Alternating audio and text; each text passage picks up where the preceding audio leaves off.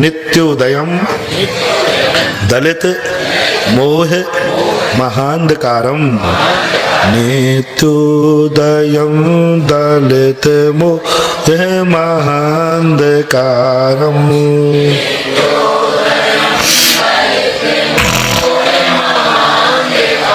गम्यम न राहु वदनस्य न वारिदानाम। गम्यम न राहु वदनस्य न वारिदानाम।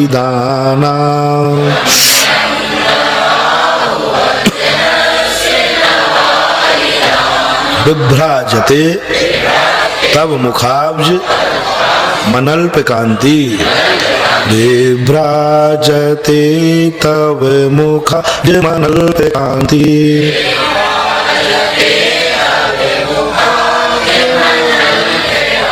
विद्युत यज विद्युत यज विद्युत यज जगत पूर्व शशांक कल शशांक शशांक बिम्बम।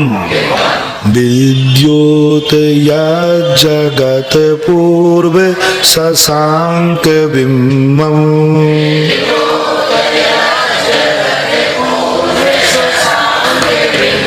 पूज्यवर मानतुंगाचार्य महाराज दुनिया को समझा रहे हैं कि दुनिया में प्रकाश देने वाली दो ही वस्तुएं, तीन वस्तुएं हैं, एक दीपक, एक सूर्य और एक चंद्र।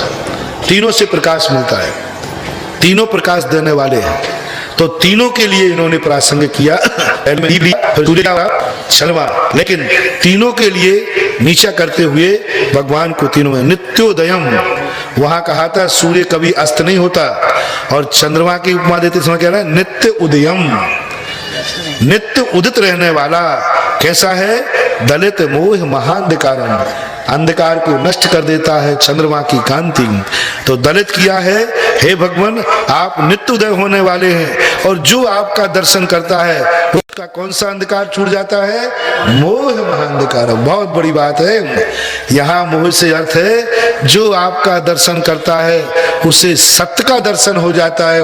आपका दर्शन करने मात्र से सम्यक दर्शन हो जाता है। मोह का अर्थ यहाँ लेना, हे भगवान आपका नित्य उदित बना देख करके मोह को यानी सम्यक दर्शन को दर्शन प्रकट कर देता है। बहुत बड़ी बात है। भगवान को देखते ही मोह का नाश होना ही चाहिए, ऐसा पूज्यवर मानतुंगाचार्य का विश्वास है। एक बार जैन देव का दर्शन करने के बाद फिर पता नहीं तुम क्यों गृहीत मिथ्यात्व में भटक जाते हो। पता नहीं ऐसी मुद्रा देखने के बाद दूसरी मुद्राएं तुम्हें कैसे सुहा जाती हैं। ऐसी मुद्रा देखने के बाद भी तुम्हें संतोष प्राप्त नहीं होता। पता नहीं कौन कौन सी मुद्राओं को देखने का भाव करते हो। पूज्यवर का विश्वास तो देखो कि आप नित्य उदित रहने वाले हैं, और आपका नित्य उदितपना क्या करता है? इस दुनिया के प्राणियों के मोह अंधकार को दलित करता है। गम्यम न राहु बदनस्य, बदनस्य यहाँ राहु फिर कह दिया, हालांकि विचारणीय प्रश्न है। चंद्रमा को केतु और सूर्य को राहु, ऐसा उल्लेख मिलता है। तो इसमें दोनों में उन्होंने राहु का प्रयोग किया, तो राहु और केतु एक दोनों गम्यम न राहु बदन बदन यानी मुख, यानी राहु के मुख को आप कभी प्राप्त नहीं होते।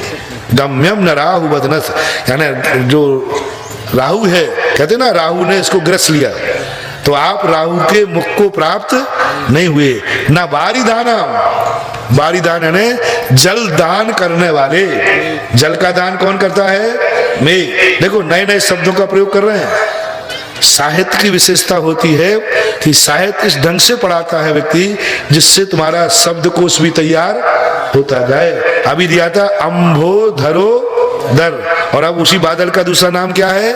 वारिदाना। ये अनेक गुणों को लेकर के अनेक नाम रखे जाते हैं। जैसे तीर्थंकर के 1008 गुणों को देखकर उनके नाम कितने कर दिए गए? 1008। वारिदाना भी आपको नहीं ढांक पाया। विभ्राजते तव मुखाब्ज अनल्पम अब्जम अनल्प कांतिम। विभ्राजते राजते शोभते, विराजित है, शोभायमान है आप, तव यानी आप, मुखाब्ज आपके जो मुख की जो कांति की शोभा है वो अनल, छोटी सी नहीं है। माँ को निकाल करके अब्ज में लाओ, अब्ज यानी कमल और मुख यानी मुख कमल। माँ इधर चला गया, कमलम अनल्प अनल्प कांति, अनल्प यानी आपकी शेरे की कांति छोटी मोटी नहीं है, अपरंपार कांति है। ऐसा विद्योत यज् जगत पूर्व शशांक बिंबम, और आपका जो प्रकाश है विद्योतित कर रहा है जगत को। जगत ताल है, जगत है, तो उसको दा को, वो मूल शब्द है जगत। जगत का संस्कृत में तृतीय पद हो गया ता था दा, तीसरा पद हो गया दा, और दा हो जाने से और अपूर्व का आ मिल गया तो दा पूरा हो गया। यदि अपन जगत को अलग करेंगे तो जा गा ता हलंत आएगा।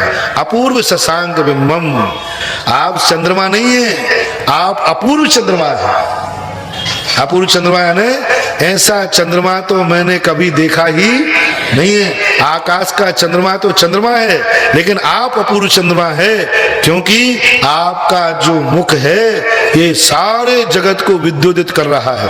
यानी इस भक्तांबर में दो कारण महसूस होंगे कि समोषण में रात्रि क्यों नहीं होती, समोषण में अंधकार क्यों नहीं होता, लाइटिंग वहां है नहीं, रत्नों के प्रकाश के कारण से रात्रि का अभाव नहीं है।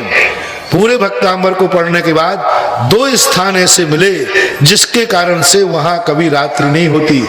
एक तो भगवान का मुख इतना तेजवान है कि वहां कभी प्रकाश अंधकार होता नहीं। दूसरा भामंडल, जब भामंडल का सुमत प्रभा ऐसा कुछ आया शब्द तो अपन बाद में पढ़े, तो वहां पर दैदीप्यमान जो भामंडल होता है उस भामंडल से वहां रात नहीं होती।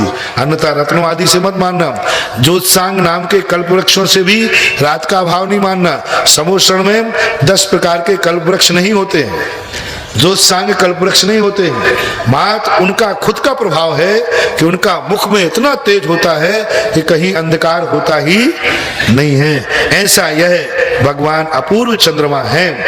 पहला पद, ये तीनों पद प्राय अर्थ को लेकर के में